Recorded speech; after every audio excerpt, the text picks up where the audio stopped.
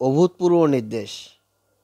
মালদার Harishchandrapur 2 block development officer যে নির্দেশ দিয়েছেন তাতে দেখা যাচ্ছে মোট 19টি স্কুলের টিআইসি বা প্রধান শিক্ষককে জুলাই মাসে যারা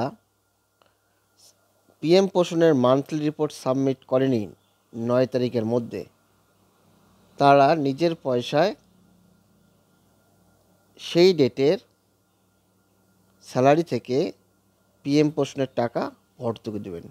এর প্রতিবাদে আজকের সংবাদ। বেতন থেকে মিড ডে মিলের খরচ চালাবেন প্রধান শিক্ষকরা। মালদার বিডিওর ফতোয়া সমালোচনা রাজ্য জুড়ে। প্রধান শিক্ষকদের বেতন থেকেই চালাতে হবে মিড ডে মিলের খরচ।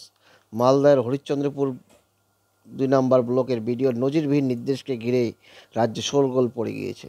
সরকারি নিয়ম নির্দিষ্ট সময়ের মধ্যে ব্লকে আগের মাসের মিড ডে মিলের রিপোর্ট জমা দিতে হয়। নির্দিষ্ট সময়ের পরেও ব্লকের 20টি বিদ্যালয়ের প্রধান শিক্ষক মিড ডে মিলের রিপোর্ট জমা দেননি, আর তাতেই প্রশাসনের কোপের মুখে পড়ছেন তারা। একাংশ ছাপায় কয়েকদিন ধরে বৃষ্টি হচ্ছিল। বৃহস্পতিবার প্রাক্তন মুখ্যমন্ত্রী বুদ্ধদেব ভট্টাচার্যের মৃত্যুতে স্কুল ছুটি থাকায় মিড ডে মিলের রিপোর্ট পাঠাতে পারেনি স্কুলগুলো। ব্লকে রিপোর্ট জমা করতে গিয়ে ঘুরে আসতে হয়। তাই শিক্ষকদের সঙ্গে আলোচনা না করে এই সিদ্ধান্ত নেওয়া সঠিক হয়নি বলে দাবি।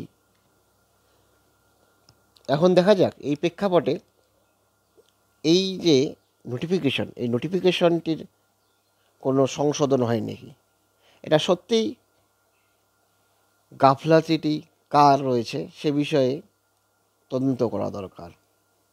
কারণ বিডিওর উপরও চাপ থাকে উপর মহলের, শুধু বিডিওকে দোষ দিলে হবে না, কারণ একটা সিস্টেমের মধ্যে সব কিছুই হয় এগুলো।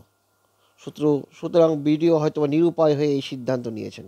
এখন দেখা যাক এই সমস্যার নিরসন হোক, এই আশায় প্রধান শিক্ষকরা।